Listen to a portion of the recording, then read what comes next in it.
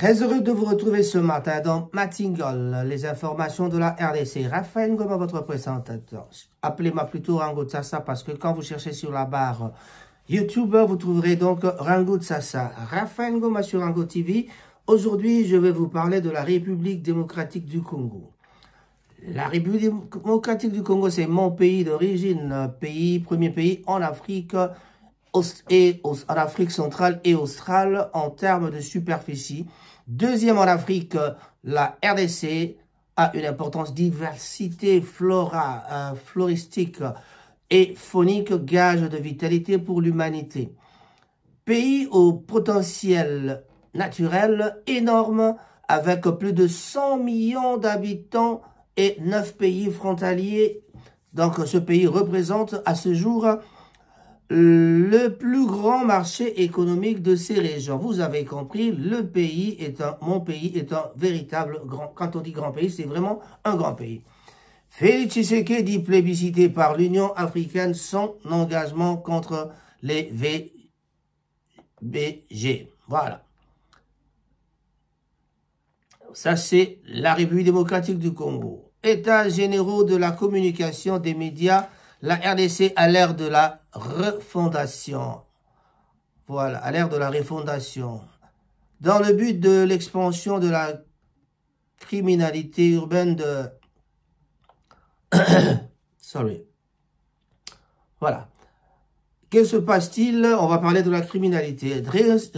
Réinsertion réussie des jeunes délinquants au sein du service national, c'est-à-dire ce que vous appelez le phénomène Kuluna, ce que nous appelons le phénomène Kuluna à Kinshasa. La réinsertion de ces jeunes a été réussie parce que vous avez bien vu avec l'envoi de ces jeunes Kuluna dans le Kasaï où ils sont allés faire des plantations à Kanyama KCC, dans le but d'enrayer donc l'expansion de la criminalité urbaine. Des jeunes délinquants issus donc de grandes agglomérations et coupables de délits mineurs ont été donc enrôlés au sein du service national, un organe qui est tout à fait paramilitaire d'éducation. Voilà, d'encadrement et de mobilisation des actions civiques et patriotiques.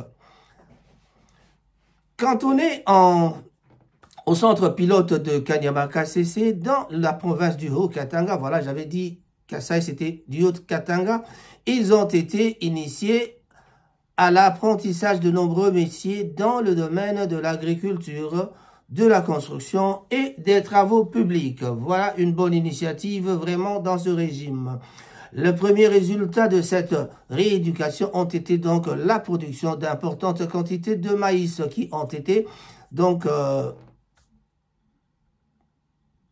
oui, qui ont été dans le reçu par le salaire, donc les éléments plutôt qui ont été acheminés dans les différents camps militaires de la RDC, septembre 2021, ainsi que la production de pupitres destinés à appuyer donc la dotation en fourniture des écoles publiques. Les éléments ayant donc fait preuve d'une conduite exemplaire ont été donc mécanisés et reçu leur premier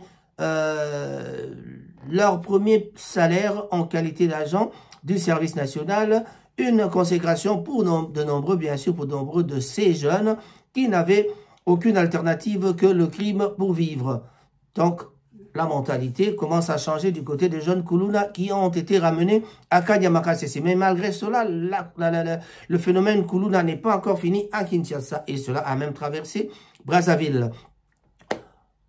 Le chef de l'État a salué dans ce processus de réintégration plutôt, à l'occasion de son adresse à la nation devant les deux chambres réunies en congrès et appelé le gouvernement à accorder une attention particulière à ce programme.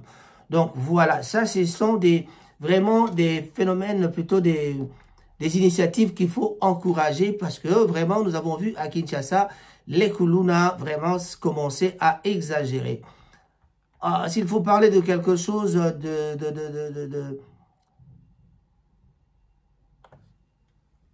la RDC, on dira quoi? On parlera quoi?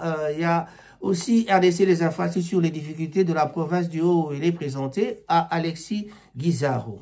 Soucieux donc de l'interconnectivité de leur programme avec d'autres provinces par les moyens des routes, Norbert Mandana et Geneviève Inagozi, respectivement ministre provincial des infrastructures du Haut-Uélé et député national, ont échangé plutôt le vendredi 11 février avec le ministre d'État, ministre des infrastructures et des travaux publics, Alexis Guizarro Mouvouni. Voilà, il s'appelle Mouvouni, voilà. Trouvons donc Alexis Guizarro très attentif à leur desiderata. Norbert Mandana a signifié qu'il donc était question notamment de présenter au patron des infrastructures congolaises les bénéfices de l'interconnectivité des provinces. Vous comprenez le terme, l'inconnectivité, dans le fait de ne pas savoir communiquer entre les provinces, donc connecter entre les provinces. Car, dit-il, elle aura de l'impact sur le plan économique et sécuritaire de la nation. Bien sûr, une fois que les routes sont réhabilitées, qu'est-ce qui va se passer dans une province?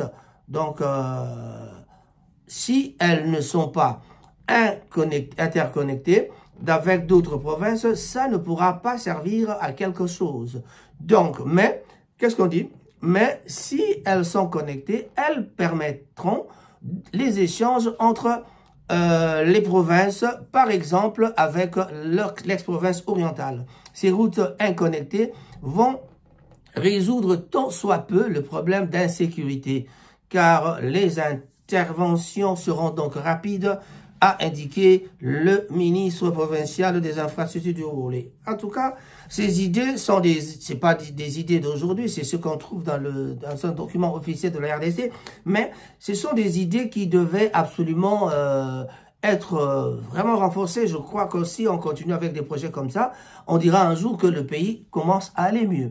Pour sa part, Geneviève Inagozi a signifié que, suite aux réalités dans cette province, l'apport financier du gouvernement central s'avère plutôt capital. Donc, par la même occasion, elle a lancé une invitation au ministre d'État des ITP à se rendre dans le Haut-Uélé pour parler, pour plutôt palper du doigt les travaux exécutés qui nécessitent l'interconnectivité.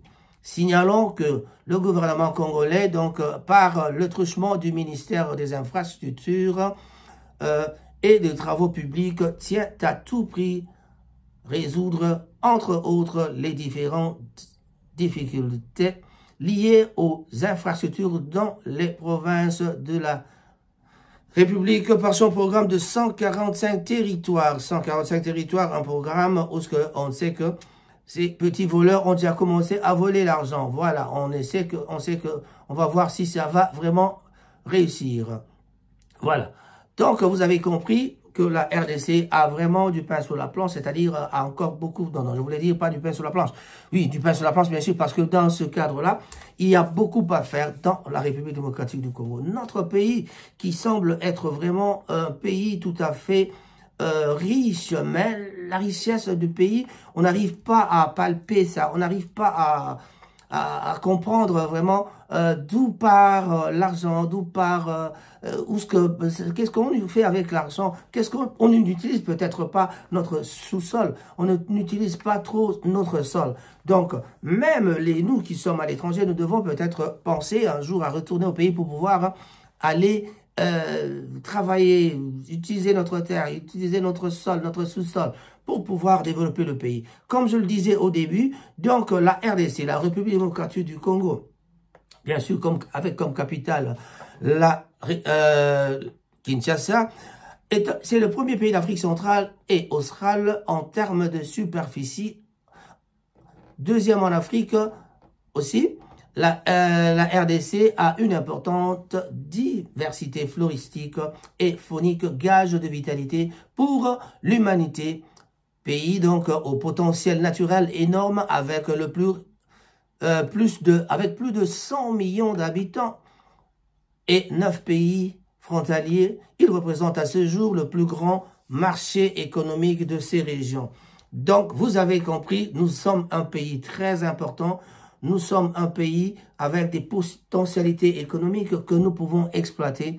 Et je crois que le chef de l'État mérite d'être épaulé, évidemment. Mais le problème, mon problème, c'est la politique, le système politique qu'on utilise dans le pays. En tout cas, cela ne m'a jamais plu. C'est le système politique, ce ne sont pas les personnes humaines. Les personnes humaines, il n'y a qu'un problème de mentalité que nous pouvons essayer de travailler dessus pour pouvoir changer la mentalité des gens. Nous sommes tous Congolais, nous sommes tous, quoique étant en étranger parfois, il nous arrive deux fois de savoir, d'avoir des idées, mais on ne sait pas les utiliser. Parce que trop de coteries, comme on le dit en jargon quinois, trop de coteries, c'est-à-dire, il y a le problème des gens qui veulent rester dans leur clan d'origine. Et quand on nomme quelqu'un, il prend la sœur, le beau-frère, le grand frère, le cousin.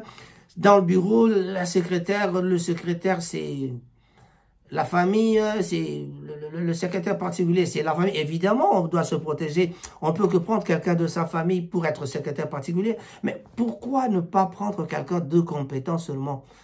Il y a moyen de garder sa famille, peut-être, oui, il y a des gens de ta famille qui travaillent bien, qui savent travailler, qui peuvent bien faire ce travail, c'est possible.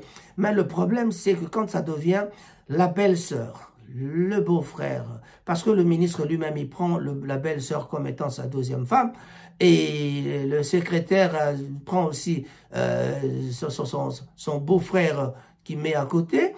Donc, le secrétaire particulier, les conseillers juridiques, tout le monde, ils viennent avec leur masse, leur famille. Et voilà, c'est ça le problème. C'est là que nous devons travailler en RDC. Nous devons essayer de changer la mentalité. La mentalité des gens doivent changer. Changer. Sur quel domaine? Sur le plan politique, sur le plan social. Nous devons commencer à avoir de nouvelles habitudes. Et les nouvelles habitudes, c'est pas donné à tout le monde. Chers amis de la RDC. J'ai un document d'ailleurs bien écrit concernant le changement de mentalité que je vous développerai très prochainement. Je vous avais promis de faire de belles émissions, je suis là. Au besoin, venez nous parler. Très prochainement, on ira voir un peu, faire une émission collégiale avec Nekov, notre ami James Cameron congolais, Koko Njoko, en tout cas que je salue en passant. Nous allons essayer de développer certaines choses pour de plus amples extension, de plus ample extension, c'est-à-dire les émissions, de plus ample, je dirais, pour une bonne et grande diffusion dans un studio convenable. Parce que ça, ici, c'est un petit studio de chez moi à la maison. Raphaël Ngomatsasa, tout ce que je vous demande, c'est de vous abonner, car je vous aime trop. Mais, quand je dis, oh ninu, kumbirikubia, on voulait les... Et quand je dis ça, c'est comme notre ami là-bas qui dit Bakuturu Kamakuru Kumbaba Sukio. Et yo mosala na yo kotungisa milimo ya bato keba longba na nzela na ngai. Alors, je vous dis au revoir. On se retrouve à la prochaine occasion.